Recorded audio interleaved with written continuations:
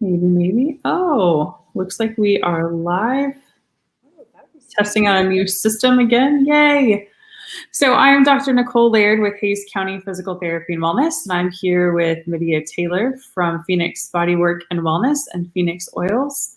And we are talking today about wellness and looking at sleep specifically, how to get better sleep, more restful sleep, and improve your overall sleep quality. So thanks for joining in. And if you tune in later, we're excited that you took the time out of your day to check this out.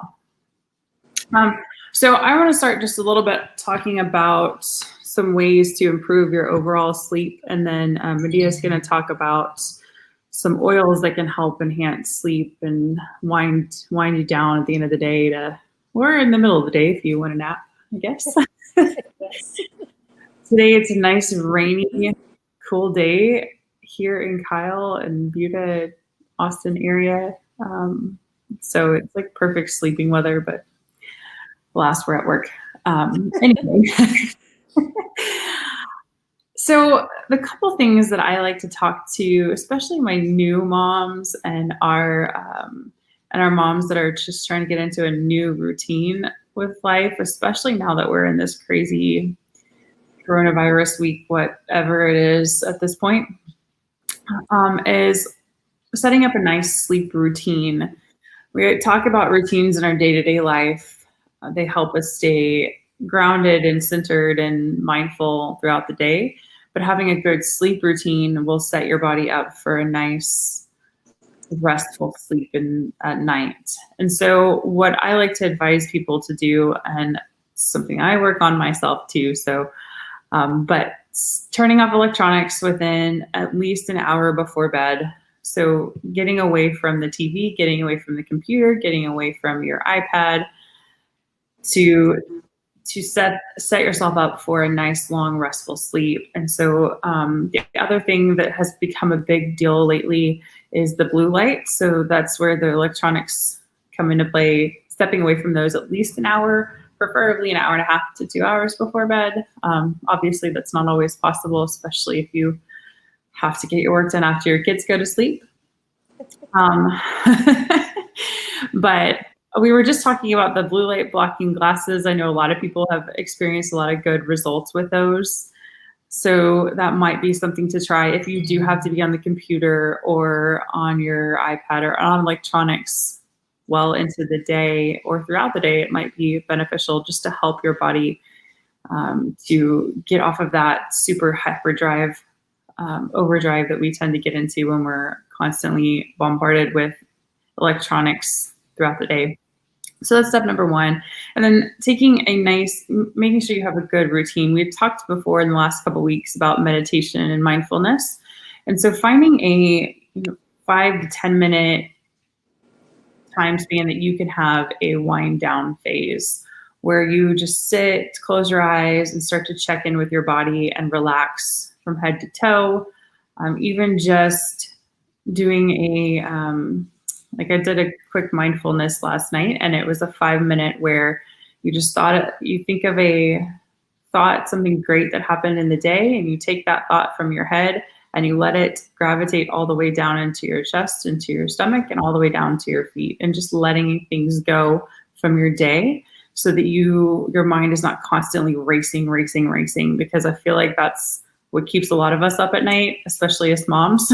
We tend to go, oh my gosh, I didn't take the laundry out. Oh, I forgot to pack a lunch. Oh, I forgot to do X, Y, Z. And so taking all of those pieces and just let your day just melt into whatever surface you're sitting on or laying on, and just mindfully drawing yourself into that restful, peaceful state before you drift off into blissful sleep.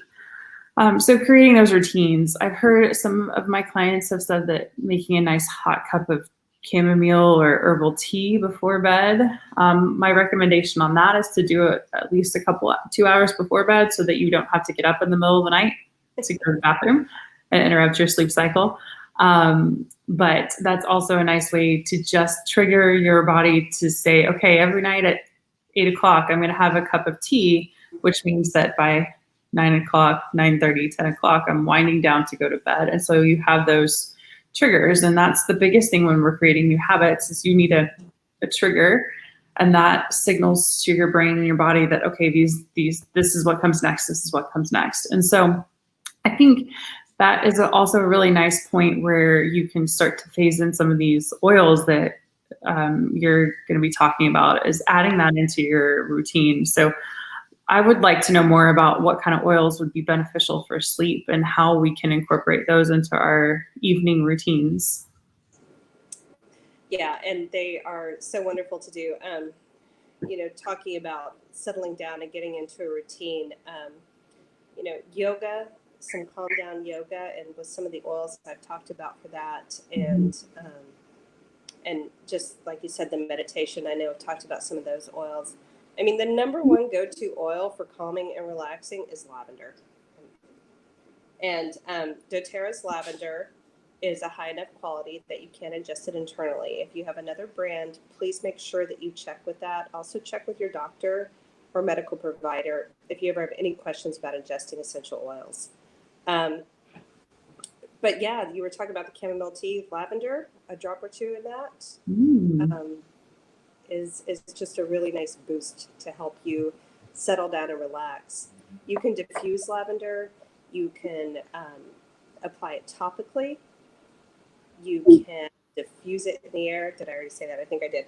But yeah, I mean, lavender is my go-to. I love to I make a linen spray for my bed at night. And what I put in it is, I put vodka in because it's an alcohol, so it'll clean and it'll dry quickly. But I actually love the Serenity Blend by doTERRA.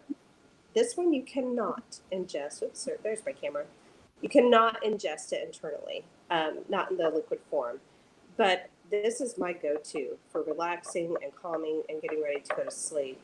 doTERRA also makes a lovely soft gel in the Serenity.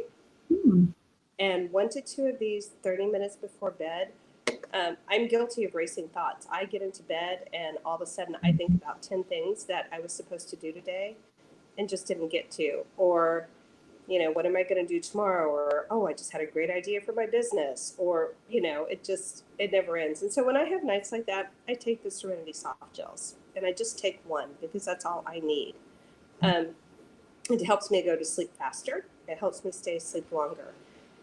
Also, when I started menopause, sleeplessness is definitely, insomnia. I would be up at 2 o'clock in the morning, wide awake. And so this kind of helps me get through that.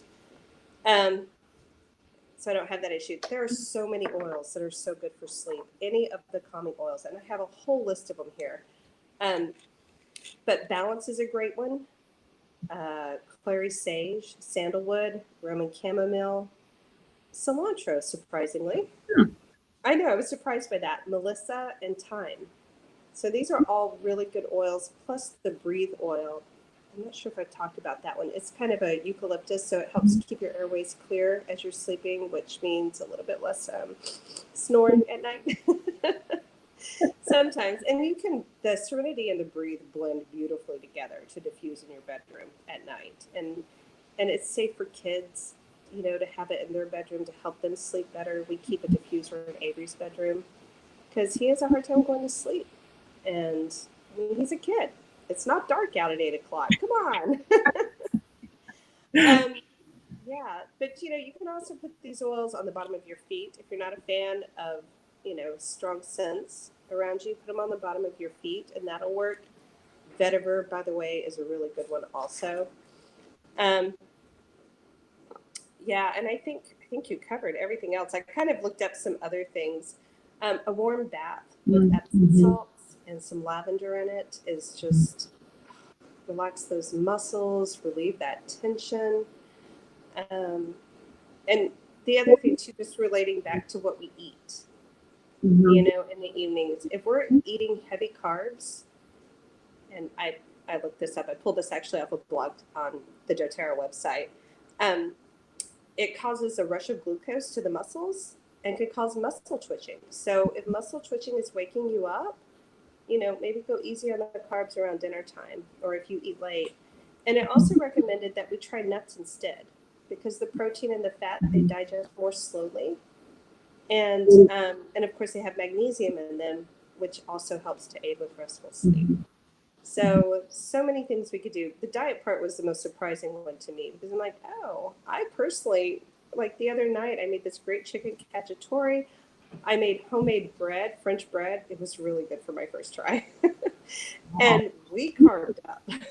So it's like, maybe make better choices there, huh?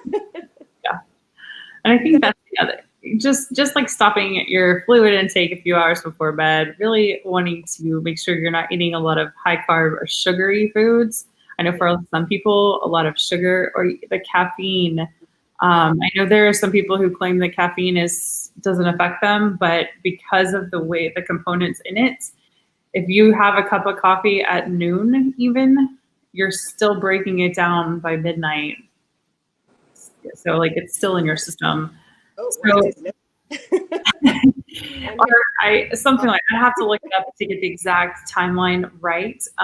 But basically, if you're still drinking coffee in the afternoon, you're still digesting it, and it can interrupt your sleep cycles, whether you are aware of it or not. You may feel like you're getting really restful sleep, or you're getting good sleep, but maybe you're not getting into some of all the different cycles that are necessary for good restorative sleep for your whole body.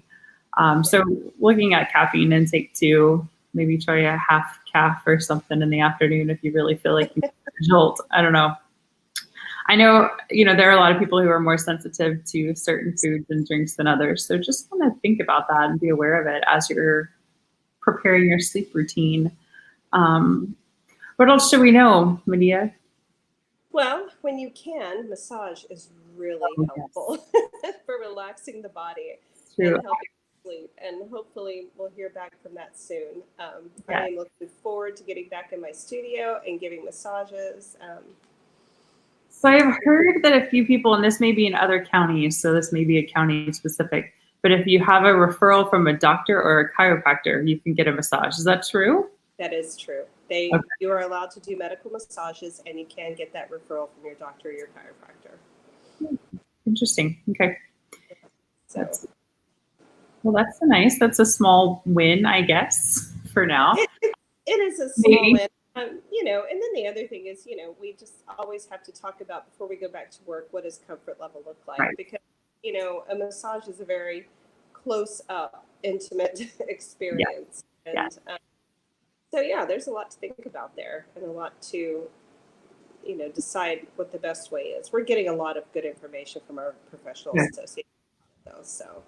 Good. Well, hopefully everybody will flock to getting a massage first thing when they can so that they can have more restful, peaceful sleep, mindfulness, and that physical component too. We talked about the stress in the muscles earlier in our series, and I think being able to relax through your entire body is really helpful, not only in restoring the muscle strength and ability to move, but also in that sleep and the overall stress management. So I think I'm a big proponent of getting massages as well. Yeah, me too. I really miss mine also. So I think next week we're coming back with some more information surrounding wellness. We're going to be looking at challenging our minds and our body, and continuing the series looking at nutrition. We talked about nutrition already a little bit. We're going to continue on the wellness journey. We're still working on exact topics. We've got so many we want to cover, but we will be back on Tuesday around 1:00. We look forward to seeing you all there. If there's something you want to see, let us know, and we will get it up if we feel like we are the best people to cover those topics. If not, we'll connect with other people, and we'll look forward to bringing you more information. So, thanks. Thank you.